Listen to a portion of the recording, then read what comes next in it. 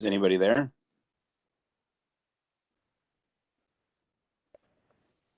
We are live on Facebook though already, Mayor, so just so you know. Thank you for the warning. Mm-hmm.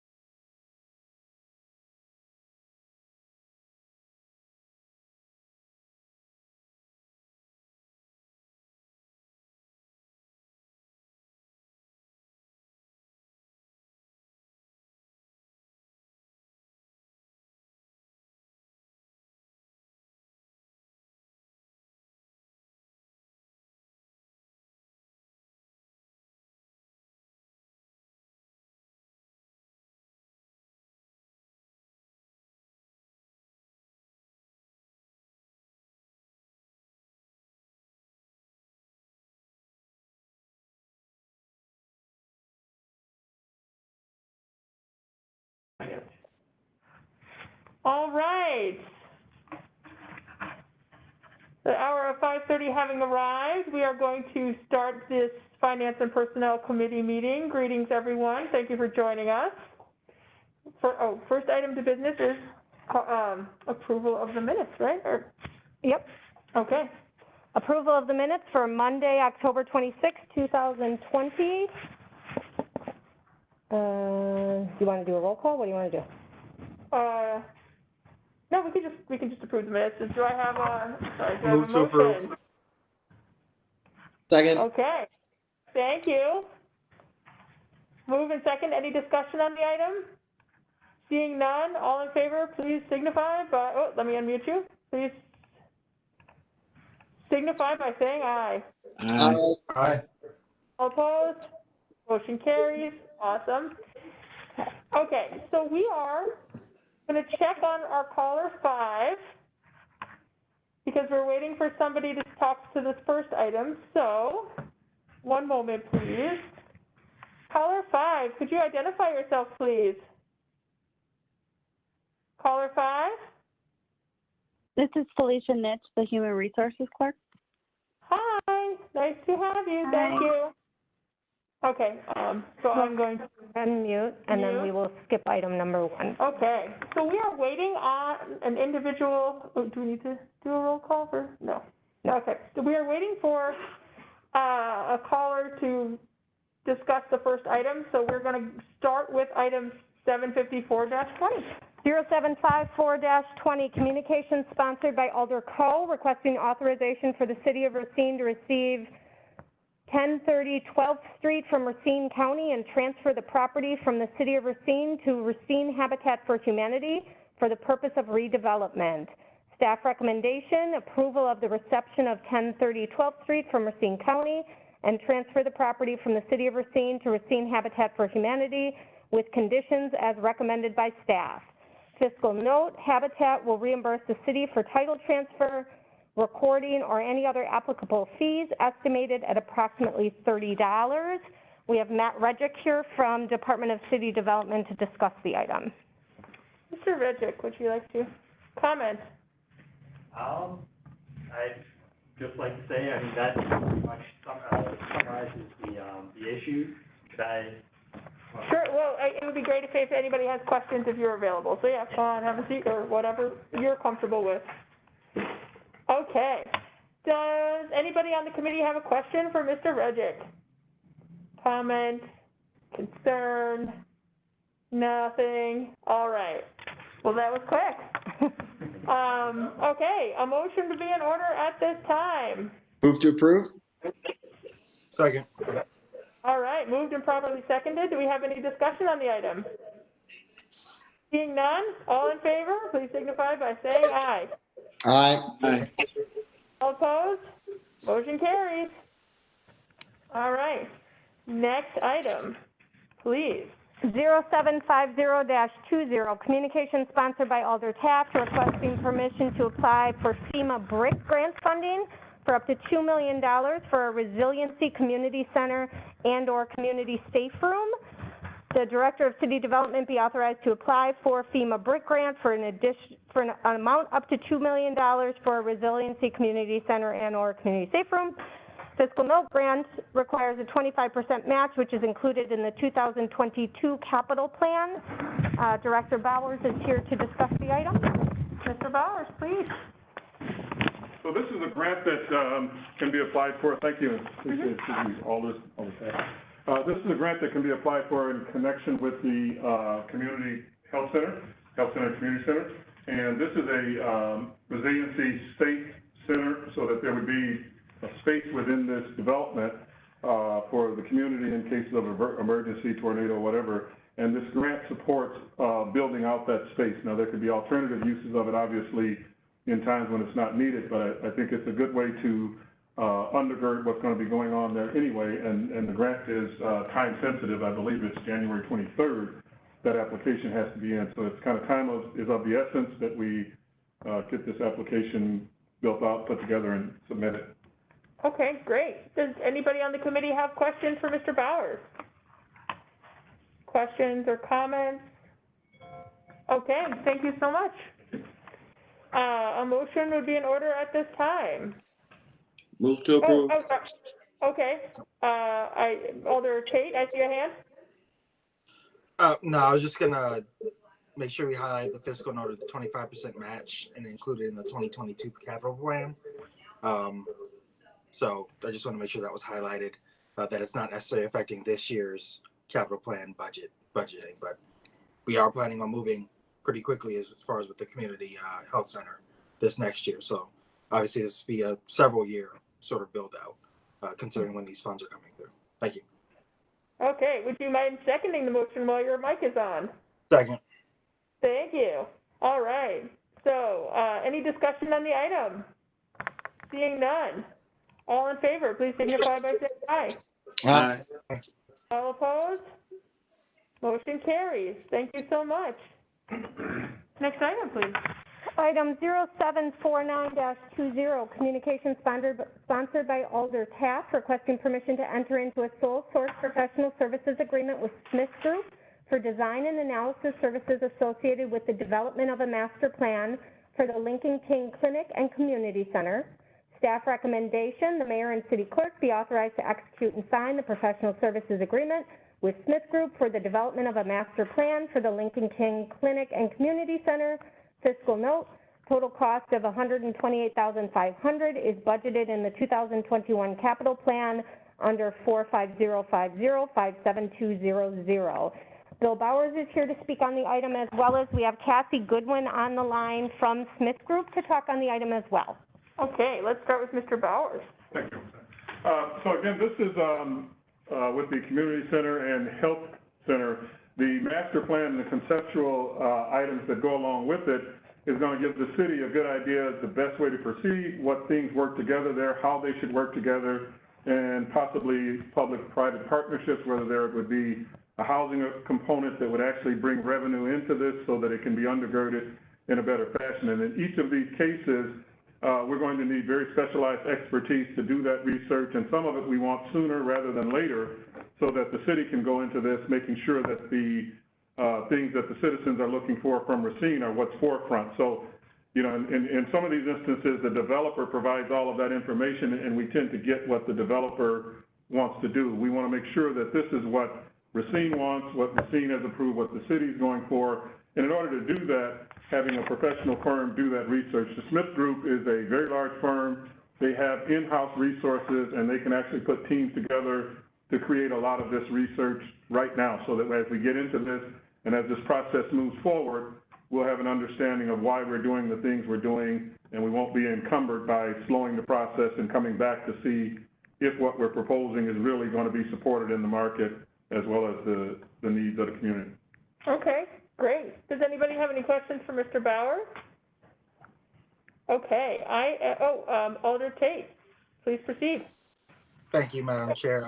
My question is why we're sole sourcing this, particularly, you know, I know we've usually put out for bid kind of design and professional services as it relates to design and analysis for development projects, although this isn't specifically a development type project, but ultimately that's what we're trying to do here is develop a community center and a health center in addition to, and obviously it's operating through the Department of City Development. You're speaking to it. So I do want to kind of understand why we're not putting this out for bid. Well, one of the primary things we're looking at is the time element, and especially with the BRIC grant, getting that part of this going. But we also want to look at getting the study done sooner rather than later. And putting it out to bid, while it would make sense to do that, I think the expertise is already there. They've worked with the city. We know the caliber of work that can happen. And I think that the bidding process would actually put us behind a little bit where we want to be if this project's actually going to happen. And again, I think that time-wise it'll be there, and I think the efficacy and efficiency of this particular organization, I'm comfortable saying that they have this expertise that we are going to then search for, and we would probably end up with multiple sources doing parts of this, so we could end up managing a bigger enterprise going forward with the bidding process and that stuff. So that's kind of the rationale.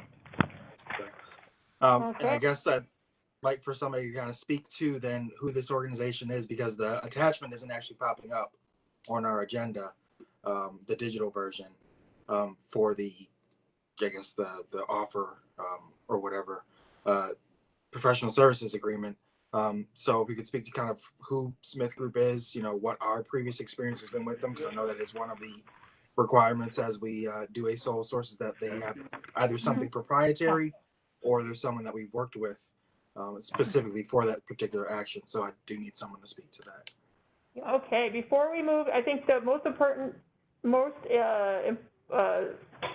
appropriate person would be Kathy from Smith Group, but I wanted to take a quick moment to recognize Mayor Mason's question, if you have it. Yeah, it was just Alder Tate's asking exactly the right question. Why would we sole source it? We certainly have a long history of working with Smith Group, particularly on lakefront and FEMA related issues. So we've been working with them for some time. They've done proposals with us on North Beach and are really intimately involved with the work that we've been doing since the storm in January. But when looking at what they'll bring together, and I'm sure Cassie will get to it, the other thing is, this is the only firm that we could find that had expertise on health clinics, on recreation facilities. And so Bill alluded to it, but we would have had to have probably gone with 3 different firms to get what we're getting from this one firm. So part of it is the timing, part of it is our previous relationship with Smith Group. But most importantly is it's the only firm that's large enough and diverse enough in terms of its expertise to actually help us move through the process. So it's a really good question that Alder Tate is asking. I hope that summarizes it well. And I will stop talking because I think if we let Cassie Goodwin from Smith Group speak, it may speak to the appropriate question that Alder Tate is asking. Okay, thank you.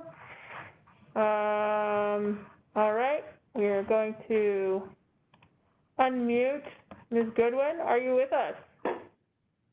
Yes, can you hear me? We can hear you. Great, thank you.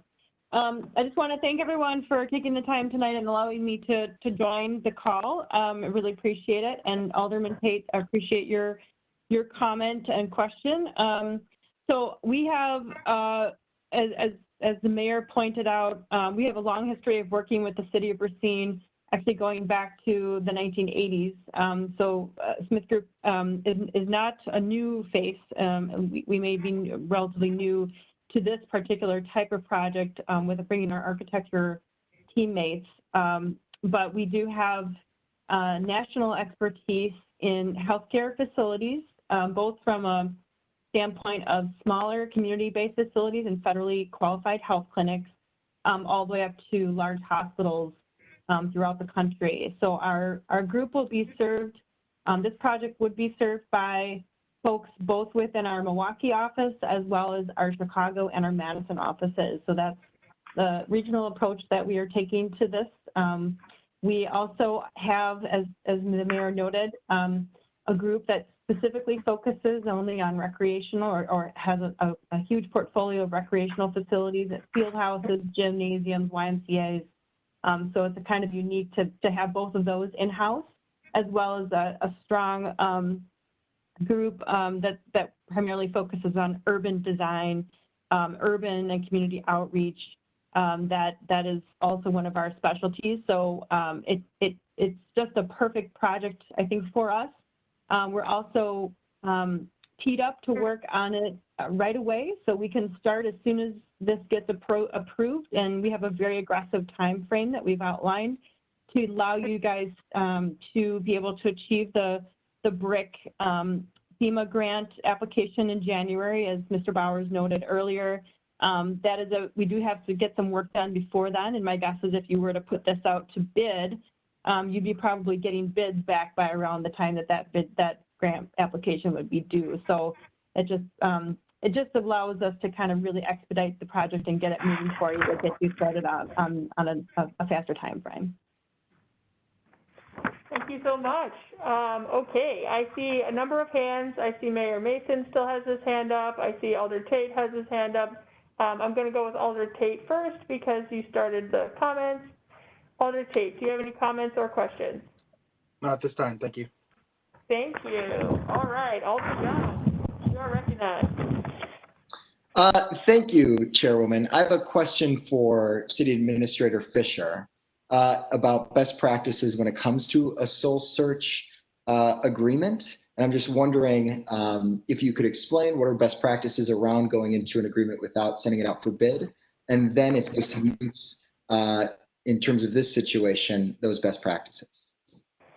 So generally when we are, thank you for the question, Alder. Generally when we're looking at something to sole source, particularly in the professional services realm, two of the most important things that we look at is the relationship or the history with projects within the city and the understanding of the city of Racine, particularly in professional services, but also their experience in doing, in this particular case, what is a relatively unique project and relatively complex project on a relatively small site. We are very fortunate to have Smith Group that has a pretty good history with the city of Racine, a really good understanding of our process, as well as our Lakeshore in particular, as well as a really, really good experience in sort of these, again, as Cassie alluded to, this unique project of public-private partnership as well as a community center and a clinic. Again, I would agree with Cassie as well as I think the mayor alluded to it, that even if we put it out for RFP, we'd be hard to find a firm that brings all of those things to the table. So that's why we're asking for sole source. Okay. Thank Do you. you have any additional comments or questions, Alder Young? No, I just appreciate the response. Thank you. Thank you. Okay. Does anybody else have any other questions, comments? Okay. Ms. Goodwin, I'm going to mute you again, seeing no questions. So thank you so much for your time and being with us. Thank you. Yeah. Oh, okay. All right. So motion would be in order at this time. Move to approve. Second. Okay. We have a motion and a second. Any discussion on the item? Seeing none, all in favor, please signify by saying aye. Aye. Aye. All opposed? Motion carries. Thank you. Next item, please. Item 0730-20, communication sponsored by Alder Edwin Santiago Jr. for the review and approval of the Douglas Avenue Business Improvement District bid number 4, 2021 operating plan. Staff recommendation that the proposed 2021 operating plan for the Douglas Avenue Business Improvement District number 4 be approved and the finance director be directed to include the district's special charges on the 2020 property tax bills of the affected parcels. It is estimated that $41,400 will be raised through bid assessments to be dispersed to the Douglas Avenue bid number 4. I believe we have an item in, or a member in the attendees. David? Yes, I am. Thank you. Thank you. Would you like to speak to this item?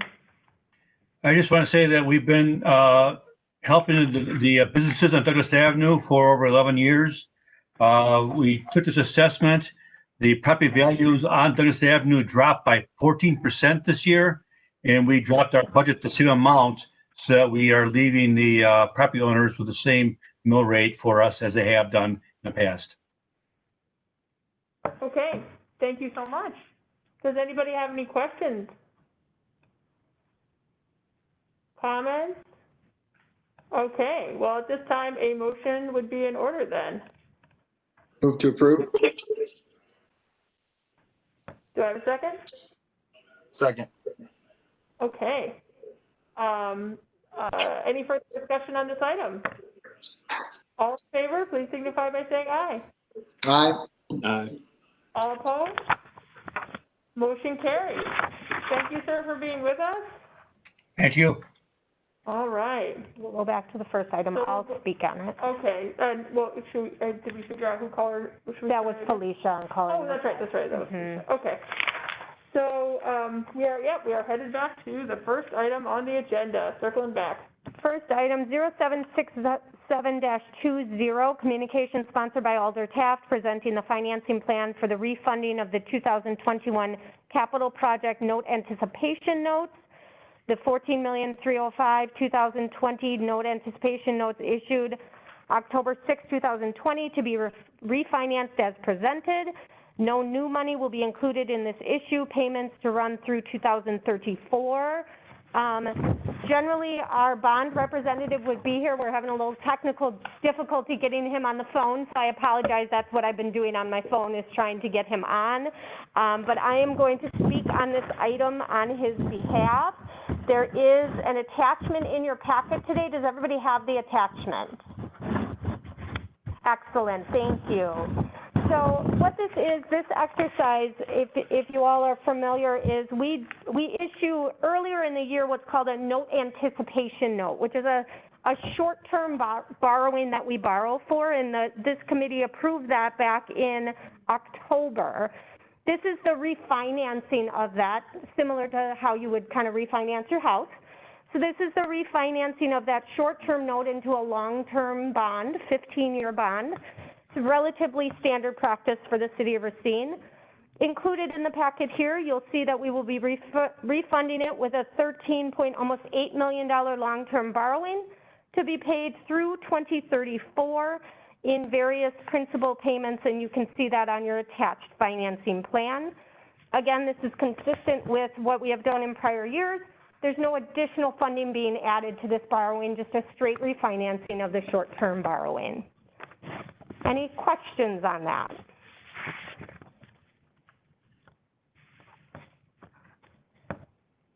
No questions? Okay, Alder Tate. Thank you. So I see the estimated interest rate identified as 1.77. Yeah. So how does that, can you explain as far as the growth percentages that we're looking at on page 3, then how those numbers work together? So you're absolutely right. The interest rate estimated here is 1.77. Now, again, each one of these coupons has a little bit different interest rate, but it does average out to about that 1.77. That growth rate there is really a designed growth rate in our debt service over the subsequent years. So we look at about a 4% growth rate in debt service over the subsequent years as a budgeting pattern. So that would mean that really our tax levy for debt service is anticipated to increase about 4% a year every year going out. Now, again, this is something that we look at every single time we borrow and during the budget process as well.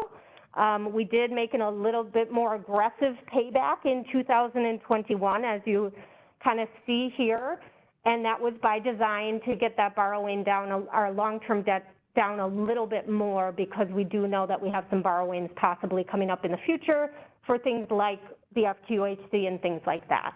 But that's what that growth rate is just a plan for moving forward to say this is about what we think our debt service will increase.